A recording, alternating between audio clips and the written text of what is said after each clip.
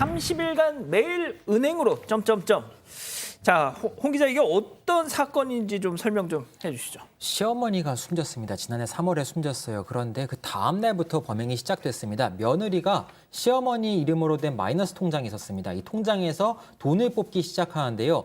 보니까 범죄 일람표에 106번 돈을 뽑았다고 돼 있거든요. 그런데 매번 100만 원씩 뽑습니다. 돈을 계속해서 뽑았어요. 그런데 시어머니 통장이잖아요, 엄연히. 그렇죠. 권한이 없었습니다. 그렇게 권한이 없었는데 예전에 살아계실 때 통장과 비밀번호를 미리 받았다고 합니다. 그래서 입출금을 대신해서 했었는데 사후에 좀 뭔가 어려움에 처할 것 같으니까 범행을 한 것으로 일단 조사가 됐어요. 그래서 돈을 뽑기도 하고 심지어 한 900만 원 정도는 다른 사람에게 계좌 이체까지 했습니다.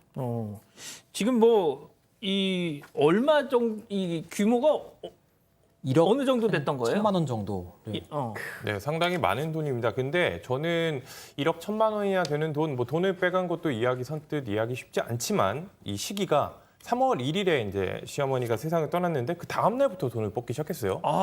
상중이었겠죠? 네, 3일장, 4일장을 빈소를 마련해야 뭐 할 실제로, 그럴 예. 시기인데. 실제로 뭐 빈소를 마련하고 뭐 장례가 어떻게 이루어졌는지까지는 저희가 지금 뭐 상황에서 알 수가 통상적으로는, 없지만 보통 통상적으로 3일장, 4일장을 치른다고 하면 빈소가 차려진 상태 그리고 장례 절차가 진행 중인 상태에서 이런 식으로 돈을 뽑은 것으로 강하게 의심이 드는 상황입니다. 이 다음 날부터 한 번에 100만 원, 뭐 여러 차례 거쳐서 총 100번 넘게 106차례나 거쳐서 인출했고요. 한 달 동안 30일 동안 돈을 찾았다고 하니 하루 뭐 3번꼴 매일매일 돈을 찾았던 셈입니다.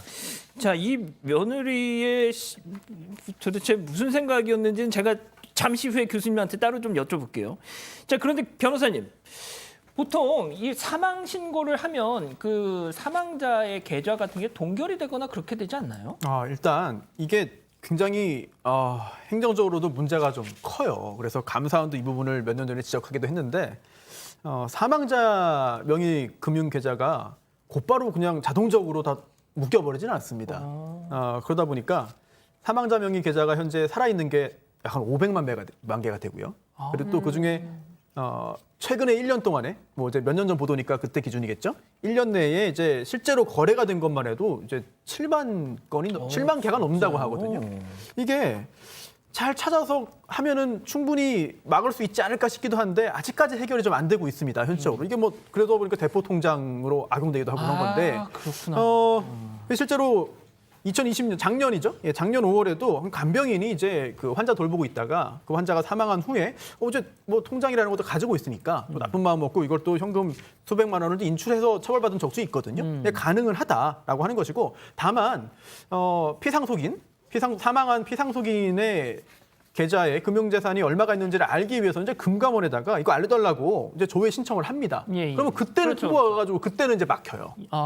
그래서 이게 세상이 참 복잡한데 돈이 많은 부모 또는 돈이 있는 부모의 경우에 사망하고 막혀버리면 그 통장에 있는 거 가지고 또 곤란해집니다. 상속인들이 뭐 처리도 복잡해지고 그래서 아예 그냥 이거 막기 전에 먼저 인출해놓고 그다음에 신고하자.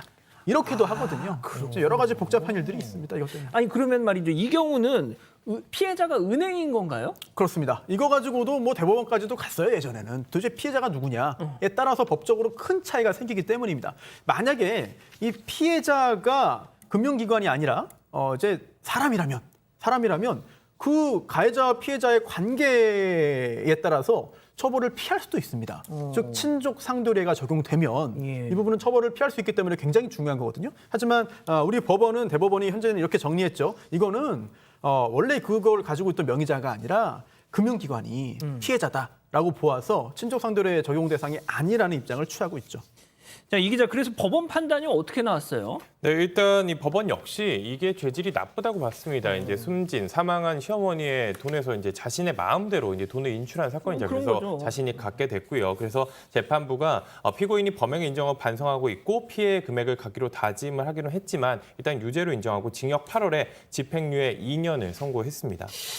교수님, 그러니까 진짜 시어머니가 딱 오늘 돌아가셨는데 내일부터 계속 이렇게 시어머니 통장에서 돈을 인출을 했다, 뭐 이런저런 사정이 있었겠지만, 야, 글쎄요, 이게 상중에 조금 전 납득이 안 가는데요. 지금 이 사건은 제가 볼 때는 좀 아기가 상당히 농후했다 이런 생각이 듭니다. 왜냐하면 이게 마이너스 통장인 거 아마 알았을 거예요. 그렇죠. 네. 예. 그런데도 계속 지속적으로 매일 이 정도의 돈을 다 아무도 이제 모르니까 가도 되나 보다. 뭐 이렇게 생각하면서 악의적으로 지금 돈을 다 인출을 한 건데 저도 저희 친정어머니가 치매시라 가지고 저희 어머니의 금융거래를 제가 하거든요. 근데 어느 날 갑자기 돌아가시면 어머니 통장에 있는 잔고를 어떻게 해야 되지? 지금 생각해 보니까 예. 일단은 빼는 수밖에는 방법이 없을 것 같아요. 그렇죠. 예, 그러니까 이제 이게 아마 그런 여러 가지 이유 때문에 금방 뭐 계좌가 묶여버리거나 이렇게 되면 이제 또 자손들이 사실 부양하던 뭐 책무를 수행하던 자들로선 정말 좀